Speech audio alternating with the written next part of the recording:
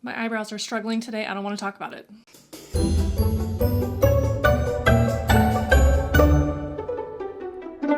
Hi guys, welcome back to another episode of Crue Trime. Crue Trime. Crue Trime. Crue Trime. Crue Trime. Crue Trime. Oh, look at those boogers. If you are new here, hi. My name is Sara, and what I do around here is I tell you a terrible story to ruin your day, and I put on my makeup while I do it. If you like that kind of thing, then make sure that you subscribe, hit the bell, do all of the YouTube-y kinds of things so that you don't miss anything when I upload a new video. Today's terrible story was recommended to me by a lovely viewer here on YouTube named Ashley Gillespie. Hi, Ashley. Thank you so much for recommending this story. So let's dig in, I guess. In today's story, we are heading to the Magnolia State, Mississippi. This is the story of Leigh Occhi. I'm gonna be flicking this hair around the whole time, I can already tell. So I don't really talk about the makeup as I'm putting it on, but if you are interested in anything that you see me using, look in the description box because everything's listed and linked, just for you. Vicki Felton and Donald Occhi were both serving in the United States Army, and they met in California.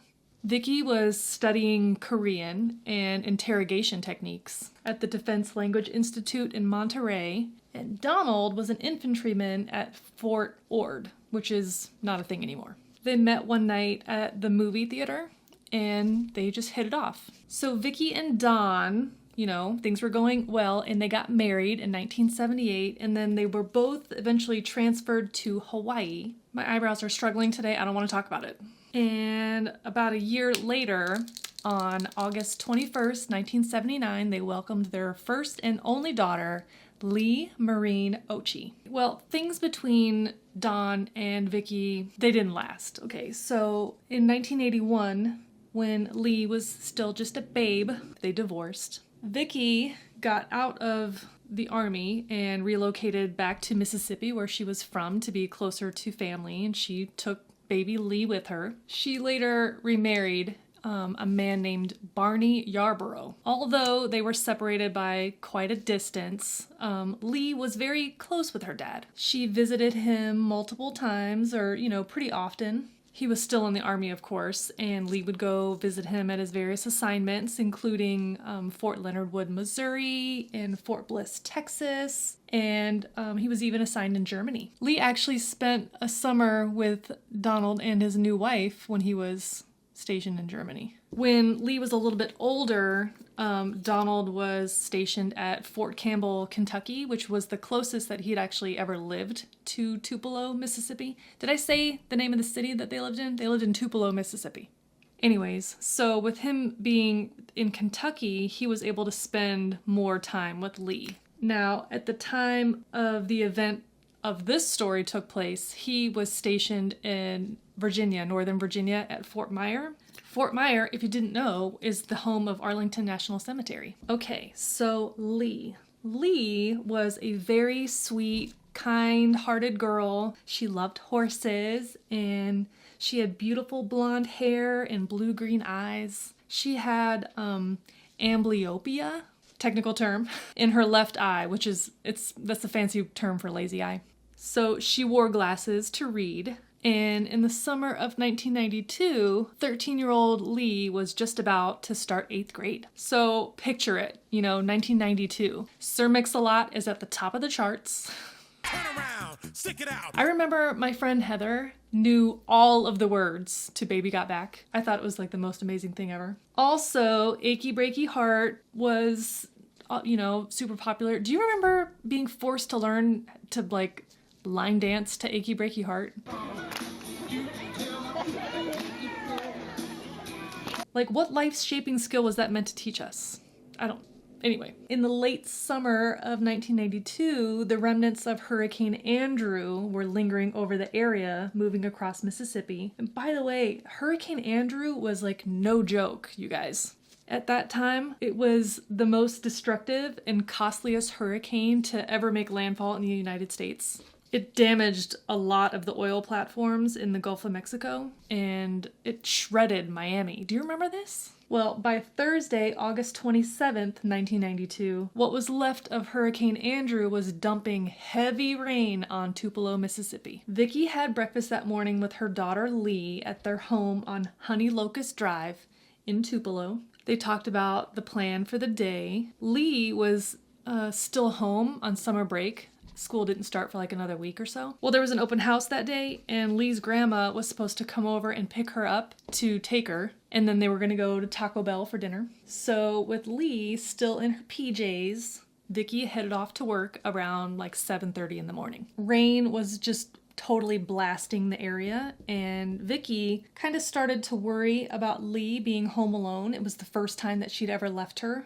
by herself, and Leigh was afraid of thunderstorms. Vicki and her husband Barney had separated a few weeks prior to this, and Barney had moved into an apartment on the other side of town, so that's why Leigh was left home alone. When the rain really started to pick up and it was like thunder and lightning outside, Vicki was, worried that Leigh was going to be scared at home, so she called the house to check on her, but nobody answered. Now, her work was only like a 6-minute drive away, so when Leigh didn't pick up the phone, she just left her office to go home and check on her. When Vicki pulled up to the house, the garage door was open and the light was on inside.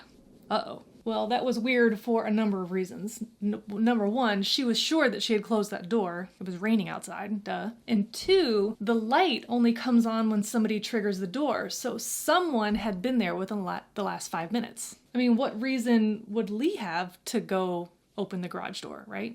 So once Vicki got inside the house, Vicki saw blood. There was a smudge of blood on the wall. She was calling out for Leigh, but the house was empty. When she looked around in Leigh's bedroom, her blanket was crumpled up on the floor, and Leigh was gone. Panicked, Vicki called 911. Vicki had only been gone for like less than an hour. When police arrived and searched the house, they found no signs of forced entry. Inside Leigh's bedroom, there was a laundry hamper, and inside it, they found a nightshirt covered with bloodstains. The way that the blood was on the shirt, it looked like blood had like dripped down onto it. You know what I mean? Like there had been an injury above the neck. They also found blood and hair on a door frame and blood on the carpet. And there was a blood trail, a small blood trail that led from the hallway to the living room and then to the back door. It wasn't like murder scene levels of blood, but it was fresh. Like it hadn't even like congealed or dried up at all. Something was wrong. Something was wrong. It was alarming. Well, Vicki told the police that she and Leigh had a special ring. She would call the house, let it ring twice, hang up, and then call right back. That's how Leigh would know it was her and know it was safe to answer the phone. Caller ID was not a thing in 1992, you guys. So when Leigh did not answer that special ring, in addition to the weather, of course, that's what got Vicki not feeling good about the situation and just went home to check on her. But here's my question. If this was the first time that Leigh had ever been left home alone, how did they already have a special ring?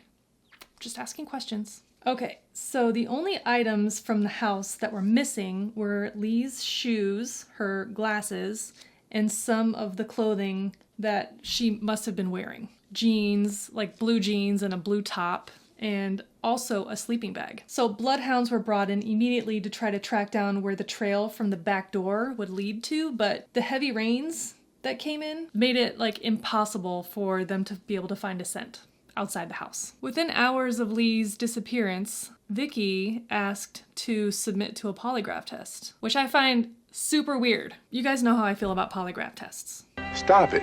Well, this little nugget wasn't made public until much later, but Vicki not only failed the test, she also failed 2 additional tests in the following time after this that were administered by the FBI. Later on in the investigation, Leigh's father, Donald, and Vicki's former husband, Barney, also took polygraph tests, and they were ruled out as suspects. Vicki, of course, maintained her innocence. I mean, she's her mother. She said that she only failed the test because she was anxious and stressed out, which, fair enough. Police canvassed the neighborhood, and word spread that Leigh wasn't just a runaway kid. Something was really wrong, you guys, really wrong. As the storm finally cleared up, Helicopters were used to do aerial searches and nothing turned up. The search effort continued in the following days and weeks. No one in the area recalled seeing any strange cars in the neighborhood or heard any screaming or anything weird at all. Now, most of the locals were occupied in their homes, waiting for the storm to pass. So that's not surprising. Like, nobody saw anything. Well, speaking of days, Vicky didn't call Leigh's father to let him know what was going on until the next day. And she told Donald that Leigh ran away. What? Donald was like, well, 13-year-old girls don't run away. Maybe she's at a friend's house or something like that. So when he asked Vicky why she thought Leigh had run off, she just deflected and I don't know. What? Okay, so Don would later tell investigators that he suspected that things at home weren't the best. Maybe Leigh just needed a breather. At this point, Vicky and Barney were separated, and they were both very hard to live with. I mean, imagine already like a teenage girl. It's hard to be a teenage girl. And then your mom and stepdad are fighting all the time, and your mom's already like kind of a tough lady. Anyways, well, Don didn't push too hard with Leigh. He just let her know that, she could always talk to him if she ever needed anything or needed any help or needed to get away and any of that stuff. He assumed that based on what Vicky had told him, that, Leigh probably did leave on her own and he expected her to come back after a couple of days. He called Vicky every day to see what was going on, and it wasn't until the following Friday that Vicky said that Leigh had disappeared and there was blood everywhere. Yeah, Don didn't know about the bloody nightgown or any of that, which explains why it was almost 2 weeks later before he came down to Tupelo, Mississippi. With that little bombshell, Don went straight to the police because obviously he wasn't getting the full story from Vicky. Well, a couple of days after Leigh went missing, a McDonald's worker in Boonville, a town about 30 miles away, told authorities that they saw her when she came through the drive-thru in a truck, like a blue pickup truck. The town was small enough that they were able to track it down based pretty much just on description, and it was a false sighting. The girl that the person saw was someone else. Well, the search for Leigh continued, in the coming weeks, and once Donald was able to get leave and drive down to Mississippi to help with the search, he really started to realize that Vicky was downplaying the situation big time. Is the other side of the family, meaning Leigh's mother and stepfather, are they going to join you all in any of these searches? Have you heard? Not that I'm aware of. If they do, it's going to be a surprise to me.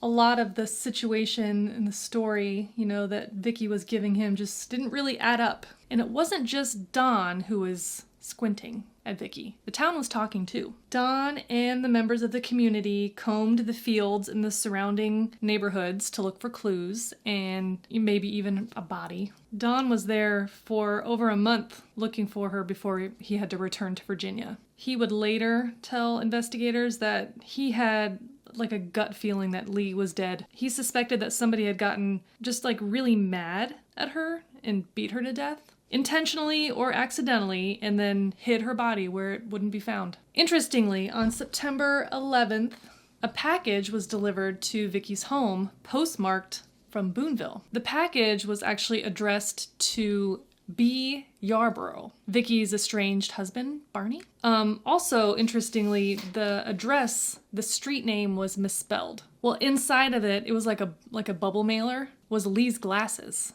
No note, no ransom, nada. It's very interesting that the address was misspelled. What's the purpose? Was this a taunt from like a crazed criminal, or was it a misdirect from a sneaky insider? I mean, the package was just weird. Like, it had more stamps on it than it needed, and it just so happened to be postmarked from the place where Leigh was cited. Forensic testing of the package and its contents revealed nothing. No fingerprints, no nothing. Nothing. Remember, it's a 1992 bubble mailer, so it wasn't like a sticker, like an adhesive strip. You had to like lick it like a old school envelope, and it had been wet with water. Donald believed that once the sighting happened, he thinks that Vicky traveled there to mail the glasses to her estranged husband to kind of like keep the attention off of her. I mean, that's quite calculating, but remember, Vicky is a trained interrogator, so she knows how to act when it comes to questioning, but also she did fail 3 polygraph tests, so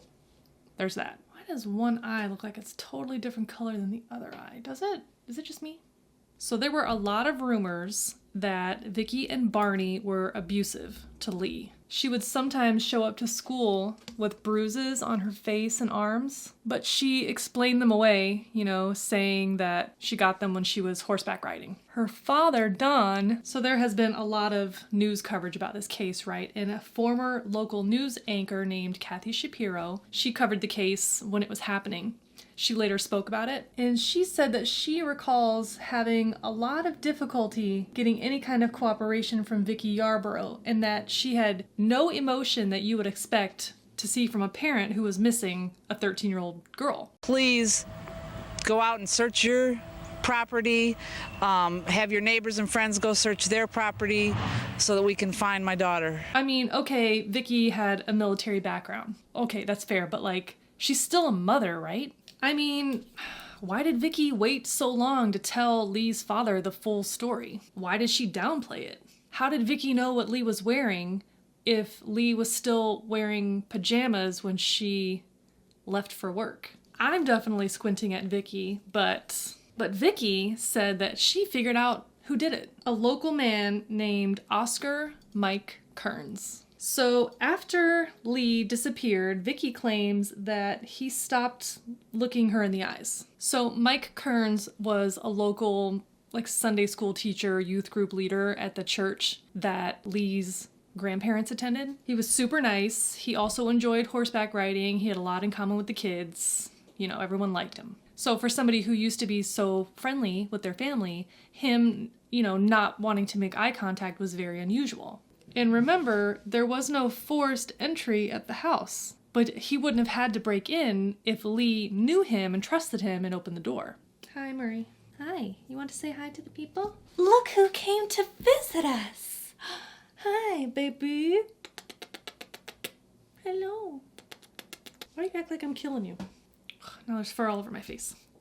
Well, Vicky, that's a pretty hot take, okay? You blame the Sunday school teacher just because you're getting a bad vibe? Okay, so like I said, Oscar Mike Kearns was a Sunday school teacher and youth group leader at Holy Trinity Lutheran Church. No one would ever suspect someone like that of doing something terrible to a child. So what the hell was Vicky going on about? Well, about 9 months after Leigh went missing, Mr. Holy Bible School guy drove to Memphis, Tennessee, about 100 miles away, to a 15-year-old girl's house. He knew this girl through the youth group. She had come to Tupelo, Mississippi to visit her grandparents and, through the neighborhood kids or whatever, ended up going to youth group. So that's how they crossed paths.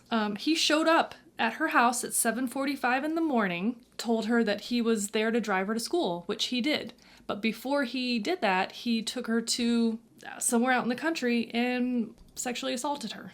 She reported the incident, of course, as soon as she got to school. He was arrested. That whole thing played out. He went to prison. After serving 4 years in prison, he was released. And long story short, he kidnapped a married couple, sexually assaulted the wife, and got sent back to prison. But he has refused to be interviewed at all regarding anything to do with Leigh Occhi. That does seem quite similar, though, right? You know what I mean? A young girl was taken, essentially, from her home in the morning hours. Years later, in an interview, Leigh's dad, Donald, claimed that Mike Kearns had an alibi. He was 50 miles out of town at the time that Leigh disappeared. So, as time went on, the investigation stalled and the case eventually went cold. In late 1993, a farmer found a human skull in his field. No other bones were discovered. Initially, it was believed to be Leigh, and actually it was announced that it was Leigh, but after dental records were examined, it wasn't her. It was identified to be a 27-year-old woman that had gone missing a year before. What's going on in Tupelo, guys? So there's a lot of podcasts that cover this case, and there's one in particular that's really good that I'll link below.